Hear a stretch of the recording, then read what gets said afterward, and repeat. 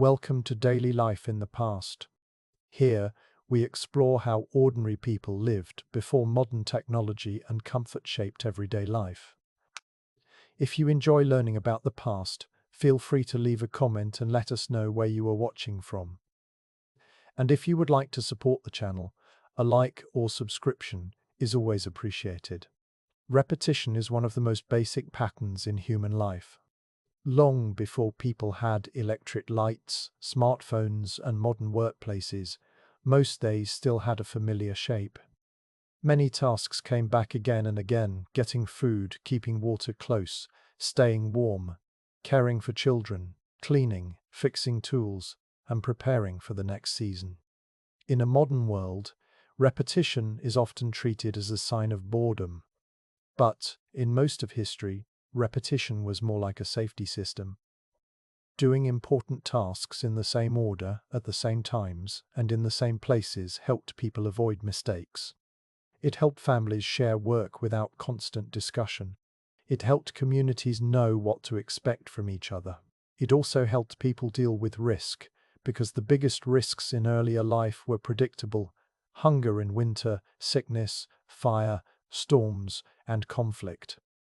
This documentary-style explanation looks at repetition in everyday life across historical settings. It focuses on routine as stability. It also shows how repeated structures shaped the way people lived, worked, and thought. Repetition as a basic life tool. Repetition is not only something that happens. It is something people build. When a task is repeated, it often becomes faster and more reliable.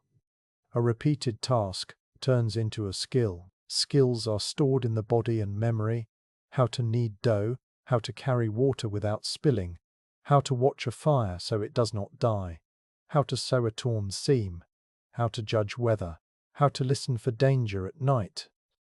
In many historical societies, daily life had little extra margin. If a family mismanaged food, they might not be able to buy more at the end of the week. If they wasted daylight, there was no bright lamp to replace it. If they lost tools, replacing them could be costly or slow. When life has narrow margins, repetition becomes a method for control. Repetition also saves decision-making. If everyone in a household knows what usually happens after sunrise, and what usually happens before sunset, then fewer choices need to be argued about. This matters in group living, where people depend on each other. Even more, repetition creates shared timing. When a village tends to rise and sleep at roughly similar times, work becomes easier to coordinate. Shared timing also helps with exchange: buying, selling, borrowing, and cooperating. Two main clocks: nature and society. In much of human history, routine was organized by natural signals. Light and darkness were the strongest. Temperature mattered too, especially in places with cold winters or hot summers. The needs of animals and crops also shaped time. A day had to include feeding, watering, guarding, and cleaning for animals. A year had to include planting, weeding, harvesting, storing, and repairing. But routine was not only natural, it was also social. Religions, rulers, workplaces, and local customs created schedules and repeated duties. Many communities were guided by religious calendars, weekly gatherings, and seasonal festivals. In towns, markets often ran on certain days. In some places, bells or public announcements helped set shared rhythms.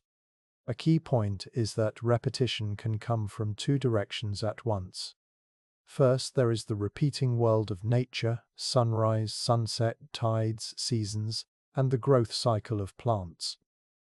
Second, there is the repeating world of human organization: prayer schedules, work rules, tax deadlines, court days, market days, and household expectations. Daily repetition in households. To understand repetition in historical living, it helps to picture the household as a working unit. For much of history, a household was not only a private home. It was also a place of production: food processing, textile work, tool care, animal care, and repairs. In many rural settings, A large share of the day was built around basic needs: water. In places without indoor plumbing, water had to be carried. That meant repeated trips, often by the same route, to a well, spring, river, or communal source. Water was used for drinking, cooking, washing bodies, washing tools, cleaning floors, and sometimes caring for animals. Fire. Fire management was daily work. A household needed heat and light. Fire was also needed for cooking and for certain crafts. Keeping a fire going safely required constant attention. Ash had to be removed. Fuel had to be gathered, cut, and stored. In colder times, this repeated work could shape the whole day. Food preparation. Food work did not begin at mealtime. It began with storage, planning, and processing. Grain might need grinding. Vegetables needed cleaning. Meat might need salting or smoking if storage was limited. In many societies, bread or similar staple foods were central. That meant repeated cycles of mixing, kneading, waiting, baking, and cleaning. When bread was made in batches, the repetition might be weekly or tied to access to an oven. Cleaning and maintenance. Even in homes with few possessions, maintenance was constant. Clothing tore, tools dulled, containers broke, floors became dirty, animals brought mud and pests. People did not always have the option to replace objects. Repair was a repeating habit. Childcare and elder care. Care work repeats because bodies repeat needs: food, warmth, rest, hygiene, guidance. In historical households, care work was a large part of routine, often combined with other tasks. These repeated tasks created a stable structure. The structure did not remove hardship, but it helped people manage it. Weekly repetition and social order. Daily repetition is only one layer. Many communities also ran on weekly cycles. A weekly rhythm can organize labor and rest. It can set regular times for gathering, worship, and exchange. It can reduce conflict by telling people when it is normal to work and when it is normal to pause. In Christian Europe, for example, weekly worship shaped a common rhythm in many places. Even people who worked hard every day could experience a repeating pattern of ordinary days and special days. This did not mean everyone rested in the same way, but it did help set shared expectations. Market days were another repeating structure. In many towns and regions, markets were held on certain days. This repeated schedule allowed rural households to plan when to bring goods, when to buy necessities, when to meet others, when to hear news. Seasonal repetition and the agricultural year. If daily routine is one kind of repetition, the agricultural year is an even bigger one. In farming societies, the year is not a smooth line. It is a loop with familiar turning points. There is a season for ploughing and soil preparation. There is a season for sowing. There is a season for weeding and guarding crops. There is a season for harvesting. Then there is a long season for processing and storage. Winter often becomes a time for repair, planning, and indoor work. This seasonal repetition appears in many historical records and images. Medieval European art, for example, often showed the labors of the months, a set of repeated tasks linked to each month of the year. The point of these cycles was not that every region did the same work at the same time. The point was that rural life was understood as a repeated calendar of duties. Seasonal repetition created predictability, but it also created pressure. If planting was delayed too long, harvest could fail. If harvest was not stored well, winter could become dangerous. So the repetition was not casual. It was a method for survival. Repetition also spread risk across time. Crop rotation systems, where fields were used in different ways in different years, are one example. Rotations could include periods of planting and periods of fallow. The repeated pattern of rotating use helped keep soils productive and reduce the chance of total failure. Time marked by sound, prayer, and custom. When people today think about routines, they often picture clocks. But for most of history, people did not live by minute-by-minute schedules. Instead, time was often marked by events and signals. Light levels, dawn, midday, dusk, night. Meals. A household might organize work around a main meal and smaller meals. Public sound. In some towns and religious communities, bells marked important times. Religious practice. In monastic life, the day could be divided into repeated prayer times. Monasteries provide a clear example of daily repetition as an organized system. Many monastic communities followed scheduled prayer times across day and night. Bells could signal transitions from prayer to work, from work to meals, from speech to silence. The routine supported discipline and coordination. It also supported the idea that time itself could be structured into repeated, meaningful parts. Even outside monasteries, religious life could shape routine. A church bell heard across a town could help create shared timing, even for people not inside the church. From task time to clock time. A major change in the history of repetition is the growth of standardized time. In many pre-industrial settings, people lived in what can be called task time. Work was organized around what needed doing and what conditions allowed. A person might work longer during harvest and less during parts of winter. A person might speed up when weather was good and slow down when conditions were poor. As towns grew and industry expanded, especially in parts of Europe, time became more standardized and more strictly measured. Factory systems required workers to arrive and work at fixed times. Machines and production schedules created new kinds of repetition, hours counted, shifts repeated, and punctuality enforced. This did not erase older rhythms, but it added another layer. Nature still mattered, but the clock became a stronger organizer of daily life. The shift matters because it shows that repetition can have different meanings. In a village farming cycle, repetition is often tied to seasons and shared survival. In a factory schedule, repetition can be tied to measured output and strict coordination. Both forms create stability, but they create different kinds of stability.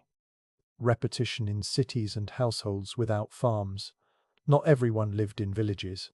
Cities also had repeating structures. In many historical cities, daily life repeated through work hours in crafts and trades, opening and closing of gates in walled towns, public bath routines in some societies, market schedules, religious observances and festivals, food shopping tied to freshness and supply. Urban households often had their own repeating work. Without refrigeration, food had to be purchased and prepared in ways that repeated often. Water still had to be carried in many places. Waste had to be managed. Clothing and bedding still needed cleaning and repair. Even in wealthy homes, many of the same cycles existed, but the labor was often done by servants or enslaved people. That changes who performs the repetition, but it does not remove the repetition from the system. Repetition and skill. Why routines were learned early. In many historical settings, children learned routines early because households needed labor and because skills took time to build. Repetition trained bodies, how to carry loads safely, how to use blades without injury, how to spin thread evenly, how to avoid wasting fuel, how to cook with limited ingredients. Repeated practice also reduced accidents. In pre-modern life, an accident could be serious. A deep cut might become infected. A burned home might be impossible to rebuild quickly. A broken tool at the wrong time could mean losing a harvest. So routine often functioned as safety. Repetition and social roles. Routines also repeated social roles. In many societies, daily work was divided by age, gender, status, and occupation. This division was not identical everywhere, and it changed over time. But many communities expected certain people to repeat certain tasks. These expectations were reinforced by habit. Repetition makes roles feel natural because they are seen every day.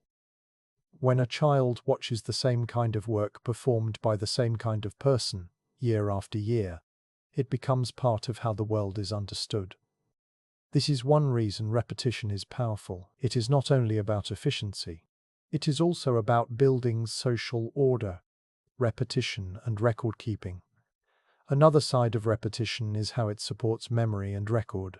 Many households and communities used repeated events as reference points, after harvest before winter, on market day after morning prayer. In societies with limited literacy, repeated cycles helped people keep track of obligations. Even in literate societies, many people relied on repeated patterns to manage taxes, rents, and duties. As governments developed more formal systems, they often tied obligations to repeating schedules, annual taxes, scheduled court sessions, and recurring labor duties. Repetition and justice before modern policing. Even though this topic is everyday repetition, systems of justice also depended on repetition.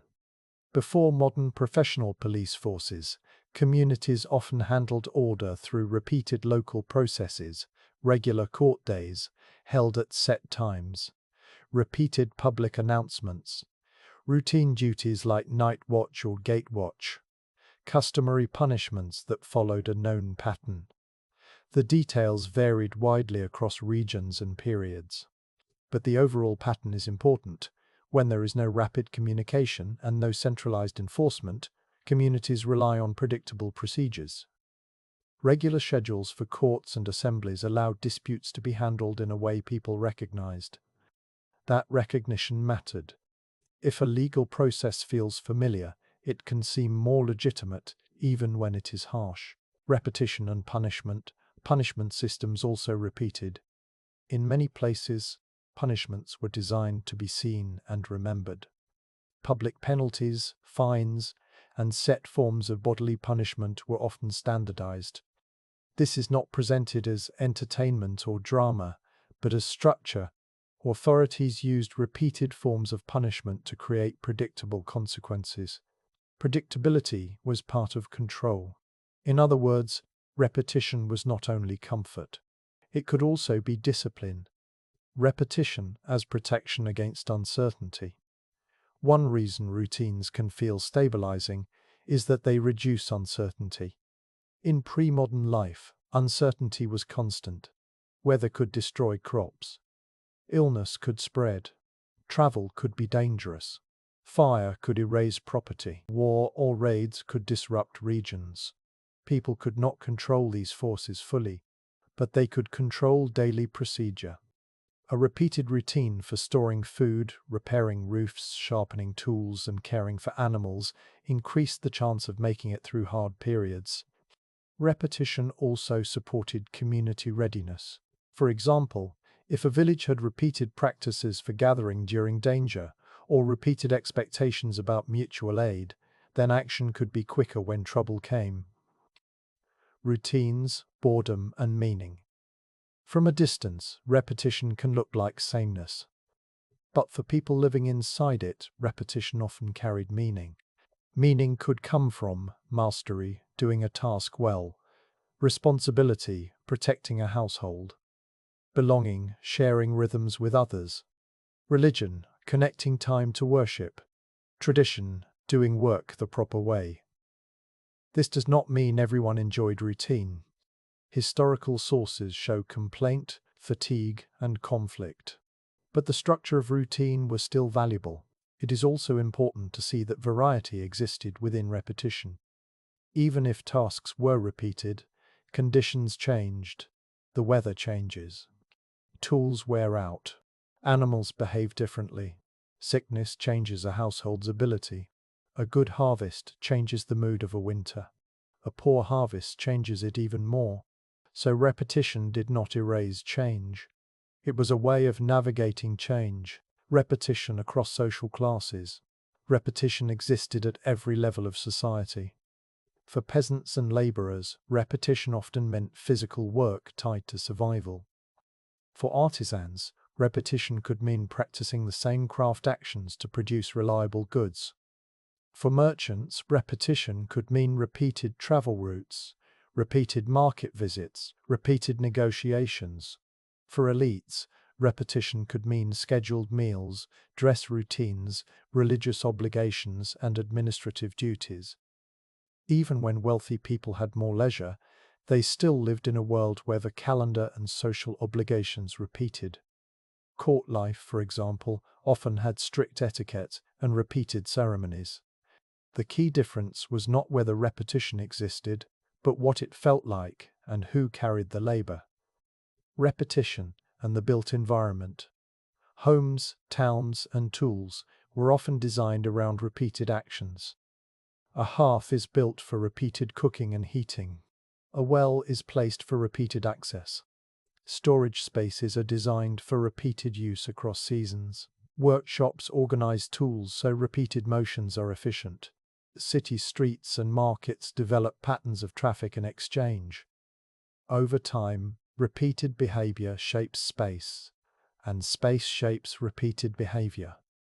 This is one reason historical living can look traditional or unchanging from the outside.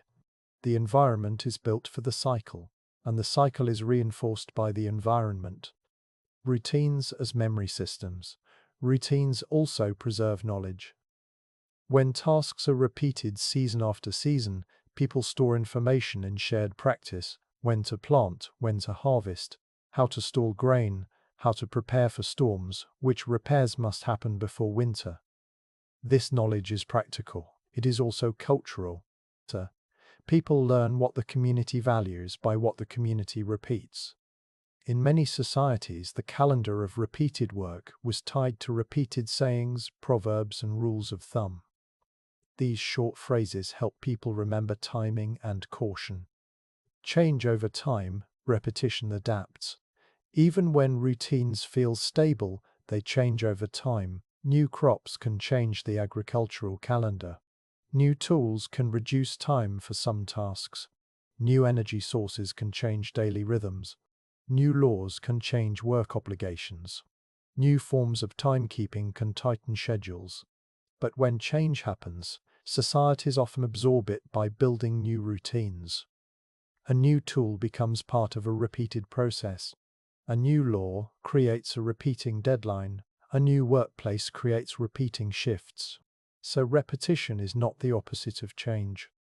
It is a way humans organize change into a pattern they can live with. Why repetition matters for understanding historical life. Repetition helps explain how people survived without modern systems. Without modern refrigeration, food preservation repeated. Without modern plumbing, water carrying repeated. Without modern medicine, hygiene practices and care routines repeated.